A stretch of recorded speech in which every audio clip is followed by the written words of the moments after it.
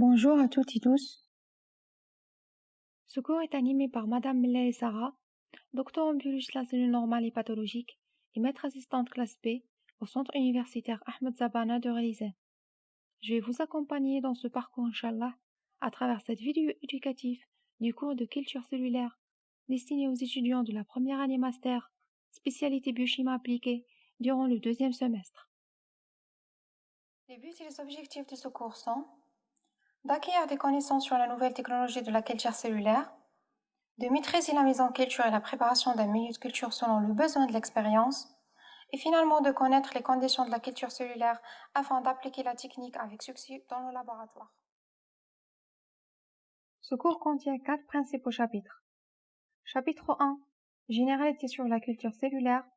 C'est une introduction à la culture cellulaire avec une explication des notions de base, telles que les types de culture cellulaire, notamment les cultures cellulaires primaires, les cultures cellulaires secondaires et la lignée cellulaire. Chapitre 2. Technique d'isolement des cellules. Elle est dédiée aux techniques d'isolement des cellules mises en culture en suspension. C'est le cas des cellules libres, ou la culture adhérente. C'est le cas des cellules organisées en tissu. Les techniques sont les méthodes de dissection et les méthodes enzymatiques. Chapitre 3. Préparation du milieu de culture. Explique comment préparer le milieu de culture en utilisant la solution tampon, rouge de phénol, l'eau, les ions minéraux, sources de carbone et d'énergie, des vitamines et des bases azotées, selon le besoin de chaque type de culture. Chapitre 4. Conditions de la culture cellulaire. Détaille les conditions de la culture cellulaire, telles que le pH, l'osmolarité, la température, l'oxygène et CO2.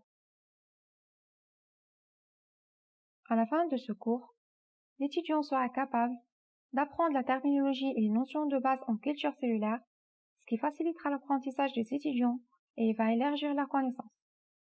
De manipuler facilement les cellules mises en culture et entretenir la culture et être capable de passer d'une culture primaire à secondaire. L'étudiant sera capable aussi d'utiliser les protocoles appropriés au type de cellules et la recherche en maîtrisant la préparation du milieu de culture, de respecter les exigences d'une culture cellulaire telles que les conditions de la culture, la stérilisation et les conditions d'asepsie, de surmonter tous les problèmes rencontrés lors de la manipulation tels que les contaminations.